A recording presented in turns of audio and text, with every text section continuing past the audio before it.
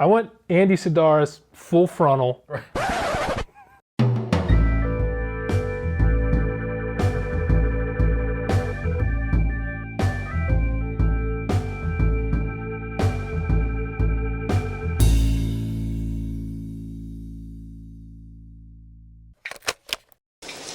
My boyfriend doesn't want me to oil wrestle anymore. Why's that, Hugs? He doesn't think it's dignified. Neither is a blowjob. Does he complain about that? I'm done with the martial arts. Finished. No more.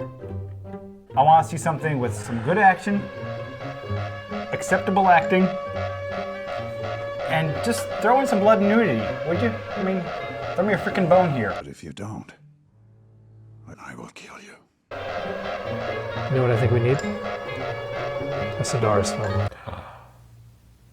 Bullets, Bombs, and Babes, where we saw the amazing Hard Ticket to Hawaii. I remember this was 12 movies for $6. What else is going to bring our spirits back up? Which one are we watching? Well, there's one on there called Guns.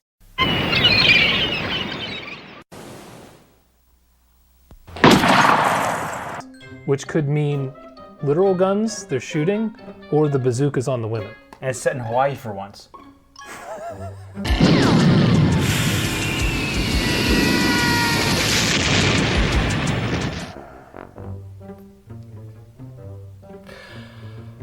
What'd you think?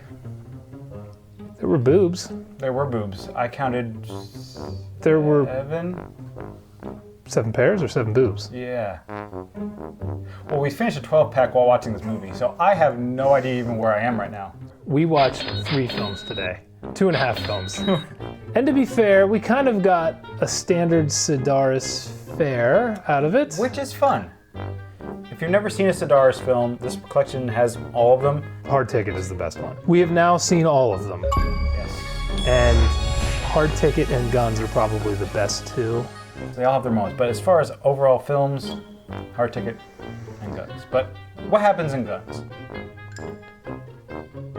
Erik Estrada is a bad guy who's doing things. Running guns, selling drugs. We never see any of that, but yeah, we're told raping women, something. We kind of saw that. And a bunch of really giant-breasted women and muscle-bound dudes in the agency have to stop him. That's what this is about. It. Doesn't get more complicated than that. I couldn't tell you half of the shit that happens in this movie. What makes these movies fun, though, Andy Sidaris, I don't know if he had his pilot's license or just went to a lot of air shows as a kid, but he loves helicopters, airplanes, remote control, anything. Toys, gadgets. Boats, anything that's like fun, he puts in his movies, and they're always a high level of energy. absolutely. And they all look like actual movies. They're shot on film. He knows how to compose a shot. He'll use lighting, which is, after the last 2 films we saw, I don't know if they didn't want to put Chuck Norris in good lighting. I don't know if he was pregnant or what the deal was. He likes to use Playmates. He likes to use Playmates and Penthouse Pets, which I appreciate very much. And from Hard Ticket to Hawaii, there are some constants. Donna Spear, who we lovely refer to as D-Cup. Hiya, my ass. Nice outfit. Right. Returns. She's a Edie. mainstay. You know, I don't really think the guys in the front row noticed. Somebody should have gotten them some hand lotion. Yes, Edie from Edie's Restaurant comes back, although now she's a stripper? Singer? Burlesque dancer? Singer?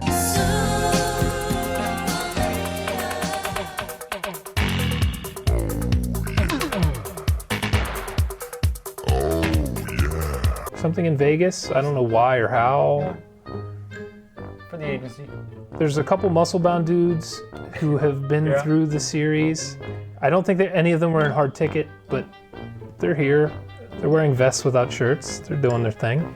Sidaris is an equal opportunity shower of skin. He wants something in there for the ladies just does. as much as the dudes. We saw one scene where the girl was in a leather bikini and the guy was just wearing a leather vest. So Fair's fair, right? Then they had sex on a motorcycle In the middle of the wide open desert. at sunset. It's a beautiful scene. Dust and sand everywhere there. Ooh. At one point, was Edie on a bunch of drugs or something because she had pants that the crotch was entirely leather?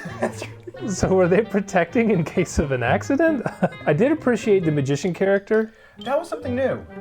He does a couple tricks, shoots some guys with a shotgun, and then yells at another agent to send him a beer out by a little tiny remote-controlled boat. Oh, that was brilliant. That was a fun character. It's probably like modeled after Sedaris if he was in the movie. Is Erik Estrada the worst actor in this movie? Yeah. And he's also the biggest name. We had another guest star, though. A very young Machete himself. I believe this was his first acting role. I'd have to look it up on IMDb. Insert IMDb screenshot. Yeah. But he was thin, a little less aggressive than usual. A little bit. Still a bad guy. Same voice. Decent acting. I wonder if they got him right out of prison. Probably. Some kind of work release. This is in the glorious time where suits have shoulder pads. Women. No one wears ties. Pants are pulled too high. In this movie, no one wear bras. No one wears bras in the Andy Sidaris universe. Bras don't exist.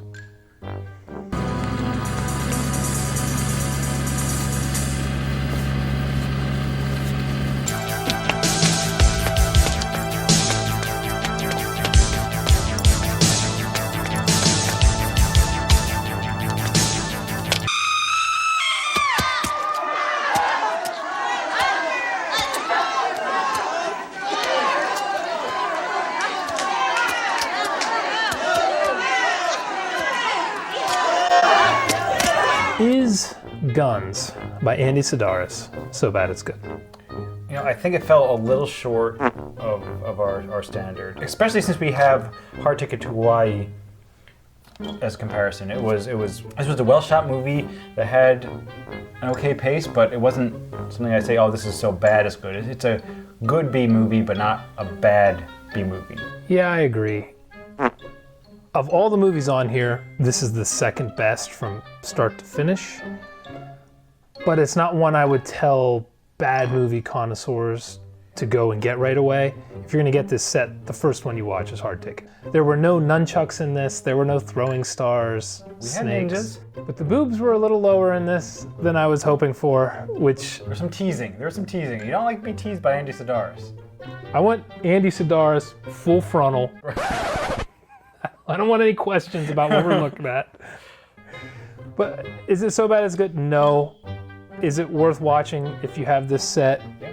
Yeah, I'd say so.